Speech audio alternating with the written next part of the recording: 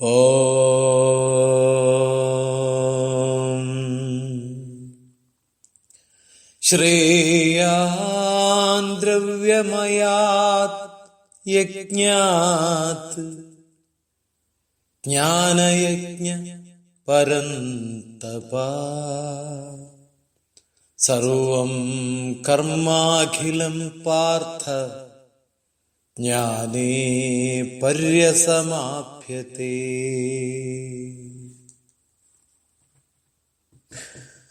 ഇന്ന് നമ്മള് ജ്ഞാന കർമ്മസന്യാസ യോഗത്തിൽ 33-ാമത്തെ ശ്ലോകമാണ് പഠിക്കുന്നത്. അതില് വാക്യാർത്ഥം ഇങ്ങനെയാ പറയുന്നത്: പരന്തപ അർജുന, ദ്രവ്യമയാത് യജ്ഞാത്, ദ്രവ്യയജ്ഞത്തെക്കാൾ ജ്ഞാനയജ്ഞ ശ്രേയാൻ, ജ്ഞാനയജ്ഞമാണ് ശ്രേഷ്ഠം. സർവം കർമ്മ അഖിലം പാർത്ഥ, സർവകർമ്മങ്ങളും പൂർണ്ണമായി അർജുന ജ്ഞാനേ പര്യസമാപ്യത്തെ, ജ്ഞാനത്താൽ പര്യവസാനിക്കുന്നു. ഈ ശ്ലോകത്തിൽ ആദ്യത്തേത് മാത്രം ഒന്ന് ശ്രദ്ധിക്കണം. ശ്രേയാൻ ദ്രവ്യമയാ അജ്ഞാത് എന്നുള്ള ഒരു പദം ശ്രദ്ധിക്കണം. വേറെ ഇതിലും മറ്റു പ്രോബ്ലംസുകൾ ഒന്നും തന്നെ കാണുന്നില്ല.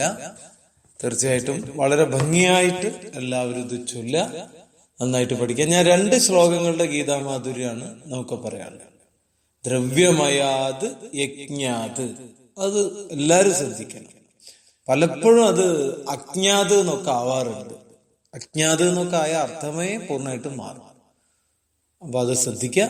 നമുക്ക് ഇന്നത്തെ ഈ 2 ശ്ലോകങ്ങൾ 32, 33 ശ്ലോകങ്ങളുടെ ഗീതാമാധുര്യം പറയാം. ഗീതാമാധുര്യത്തിന്റെ ഇന്നത്തെ കാലാംശം നമ്മൾ തുടങ്ങുമ്പോൾ സംസ്കാരമാണ് ജീവിതം എന്ന് നമുക്കെല്ലാവർക്കും പറയാൻ സാധിക്കും. ഓരോ നാടിനും ആ നാടിൻ്റെതായിട്ടുള്ള ഒരു സംസ്കാരമുണ്ട്. അതായത് കാലം, ദേശം എന്നിവയ്ക്ക് അനുസരിച്ചാണ് സംസ്കാരങ്ങൾ ഉണ്ടായിട്ടുള്ളതും അതിപ്പോൾ നിലനിൽക്കുന്നത്. ദേശകാലങ്ങൾക്ക് അനുയോജ്യമല്ലാത്ത സംസ്കാരം ശരീരത്തിന്റെയും മനസ്സിന്റെയും ആരോഗ്യം നശിപ്പിക്കും. അങ്ങനെ വരുമ്പോ ഭാരതത്തിന്റെ സാംസ്കാരിക ധാരയായ ഭഗവത്ഗീത പോലെയുള്ള മഹാഗ്രന്ഥങ്ങളെ നമ്മുടെ അടുത്ത തലമുറ പഠിച്ചില്ല എങ്കിൽ അത് നഷ്ടമാവും എന്നർത്ഥം. എന്നാൽ ഇപ്പോഴോ ഒരു മാൾ സംസ്കാരം നമ്മെ അധികമായി സ്വാധീനിച്ചിട്ടുണ്ട്. താമസിച്ചിട്ടുള്ള ഉറക്കം, താമസിച്ചിട്ടുള്ള ഉണരൽ, രണ്ടും താമസിച്ച മാളുകളും ഇങ്ങനെ തന്നെയാണ്. രാവിലെ ഓപ്പൺ ആകുന്നതും സജ്ജമാകുന്നതും 11 മണിയോടെയാണ്. കാരണം അവിടെ വരുന്നവരിൽ അധികം ആളുകളും താമസിച്ചുള്ള ഉണരലും ഉറക്കവുമായിരിക്കും. അതുകൊണ്ട് തന്നെ ആ സമയത്താണ് മാളുകൾ സജ്ജമാകുന്നത്. എന്നാൽ പൂമാർക്കറ്റും പച്ചക്കറി ചന്തയും സൂര്യൻ ഉദിക്കും മുമ്പ് തന്നെ സജ്ജമാകുന്നില്ലേ? അതുകൊണ്ട് തന്നെ കാർഷിക മേഖലയിൽ ജോലി ഇത് മാത്രമല്ല, സമാന സ്വഭാവമുള്ള ജോലികൾ അനവധി.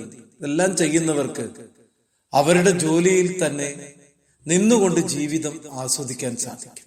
എന്നാൽ മാൾ സംസ്കാരത്തിന്റെ ഒരു ജനത ആസ്വദിക്കുവാൻ മറ്റു പലതിനെയും ആശ്രയിക്കേണ്ടി വരുന്നതും നമുക്ക് കാണാം.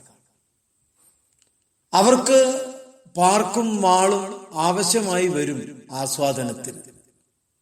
ഇതൊന്നും ഒന്നിനെ ഇകഴ്ത്തി കാണിക്കാനോ പുകഴ്ത്തി കാണിക്കാനോ ഒന്നും പറയുന്നതല്ല. സ്വന്തം കർമ്മത്തിൽ സന്തോഷം കണ്ടെത്തുവാൻ സാധിക്കാത്തവർക്ക് ശാന്തി ഉണ്ടാകില്ല എന്ന കൃത്യമായ സന്ദേശം നൽകാൻ വേണ്ടിയിട്ടാണ്. അപ്പോ ഈ മാൾ യുഗത്തിൽ ജീവിക്കുന്ന നമ്മൾ 11 മണിക്ക് മാൾ ഓപ്പൺ ആവുള്ളൂ, നമ്മൾ 10 മണിക്ക് നീക്കും, മാളിപ്പോ മാള് 12 മണിക്ക് രാത്രിയാണോ പൂട്ടുക. 12 മണി വരെ നമ്മൾ മാളിൽ ജീവിക്കുക.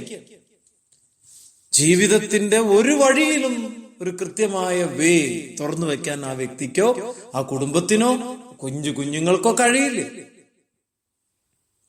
രാവിലെ നേരത്തെ എണീക്കുക, നേരത്തെ കർമ്മങ്ങളെ ചെയ്യിപ്പിക്കുക, എല്ലാ ദിവസവും അതൊരു സ്വഭാവമാക്കിക്കുക, നേരത്തെ ഉറക്കിപ്പിക്കുക, ഇതെല്ലാം ജീവിതത്തിന്റെ ഭാഗമാണ്. ഗീതാമാധുര്യം തുടങ്ങാം.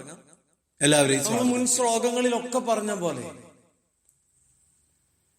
ഈ 32ാമത്തെ ശ്ലോകത്തിലും ഏവം ബഹുവിധ യജ്ഞ വിതത ബ്രഹ്മണോ മുഖേ, ഇന്നലെ നമ്മൾ പഠിച്ചതാണ് ഈ ശ്ലോകം. അതിന്റെ അർത്ഥത്തിലേക്ക് വരുമ്പോൾ വിവിധ യജ്ഞങ്ങളുടെയും ലക്ഷ്യം ഒന്നാണ് എന്ന ബോധം നമ്മളിൽ ഉണ്ടാവലാണ്. 2, ഇവയെല്ലാം തന്നെ ബ്രഹ്മമുഖത്ത് നിന്നും ആവിർഭവിച്ചതാണെന്ന പ്രസ്താവന യജ്ഞങ്ങളുടെ സനാതനത്വത്തെ സൂചിപ്പിക്കുന്നു എന്ന സത്യവും നമ്മൾ അറിയാതെ പോകരുത്. വേദത്തിൽ പ്രതിപാദിക്കപ്പെട്ട ഈ കർമ്മശാസ്ത്രം മനസ്സിലാക്കിയാൽ മാത്രം പോരാ, പകരം അവയെ ശരിക്കും ഉൾക്കൊണ്ടിട്ട് നമ്മുടെ ജീവിതത്തിന്റെ അനുഭവമാക്കി മാറ്റാൻ സാധിക്കും. സൈദ്ധാന്തികമായിട്ടുള്ള വിവരങ്ങൾ, നമ്മൾ ഇംഗ്ലീഷിലൊക്കെ പറയുകയാണെങ്കിൽ ഈ അക്കാഡമിക് ഇൻഫോർമേഷൻ, അതുപോരാ. ആധ്യാത്മിക തലത്തിൽ പ്രയോജനപ്പെടുന്ന വിവരങ്ങളെ സ്വന്തം അറിവാക്കി മാറ്റണം, നോളജ് ആക്കണം. അതിന് സ്വന്തമായ കഠിന ശ്രമം തന്നെ വേണം. അപ്പൊ കർമ്മങ്ങളാണ് യജ്ഞങ്ങളായി പരിണമിക്കേണ്ടത്.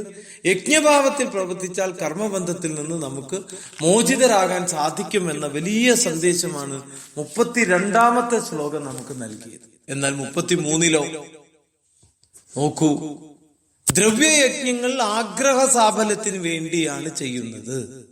നമ്മള് ഭഗവാൻ എന്തെങ്കിലും കൊണ്ട് കൊടുക്കുന്നത് ആഗ്രഹം സാഫലമാകാൻ. 5 പവന്റെ മാല ഭഗവാന്, എന്റെ ആഗ്രഹം നടക്കണം. അങ്ങനെ ചെയ്യുന്ന കർമ്മങ്ങൾ, കാമ്യകർമ്മങ്ങൾ ഫലത്തെ പ്രദാനം ചെയ്യുകയും അവയെ അനുഭവിച്ചു തീർക്കാൻ അനേക ജന്മങ്ങൾ സ്വീകരിക്കേണ്ടതായിട്ടും വരും. അപ്പോഴാണ് പുനർജന്മം ഉണ്ടാകുന്നത്. സ്വാർത്ഥതയോട് കൂടിയിട്ടുള്ള ദ്രവ്യ യജ്ഞ സമർപ്പണം പുനർജന്മത്തിലേക്ക് കൊണ്ടുചെന്നെത്തി. ഞാൻ നന്നാവണം, എന്റെ കുടുംബം നന്നാവണം, വേറെ ആരും നന്നാവരുത്, ഈ ചിന്ത നമ്മളെ നശിപ്പിച്ചു. അതുകൊണ്ട് ഭഗവാൻ പറയുന്നു, ഏറ്റവും ശ്രേഷ്ഠമായ യജ്ഞം ജ്ഞാനയജ്ഞമാണ്. അറിവിന് വേണ്ടിയുള്ള അവാഞ്ചമായ ആഗ്രഹമാണ് ഒരാളെ വളരാൻ അനുവദിക്കുന്നത്. അപ്പൊ ആഗ്രഹങ്ങൾക്ക് കാരണമായ അവിദ്യ അഥവാ അജ്ഞാനം നശിക്കപ്പെടണം. ആഗ്രഹങ്ങൾ അപ്രസക്തമാക്കി കളയണം. അഗ്രഹാരഹിതമായി കർമ്മം ചെയ്യുമ്പോ ആവർത്തന സ്വഭാവിയായ വാസന, പ്രവണത മെല്ലെ മെല്ലെ നമ്മുടെ ജീവിതത്തിൽ നിന്ന് പോകും. ഇവിടെ അവിദ്യ, കാമ, കർമ്മ, വാസന എന്ന ജീവന്റെ ആവർത്തന ചക്രം പ്രവർത്തിക്കുന്നതല്ല എന്ന് ഉറപ്പിക്കണം. അതിനെന്താ മാർഗം? ജ്ഞാനയജ്ഞത്തെ സ്വീകരിക്കുക എന്നുള്ളതാണ്. എല്ലാവർക്കും മനസ്സിലായി എന്ന് വിചാരിക്കുന്നു. ജ്ഞാനയജ്ഞത്തിലേക്ക് പോകാൻ നമുക്ക് സാധിക്കട്ടെ. നമസ്കാരം. ഗീതൈവ പരമോ ധർമ്മ.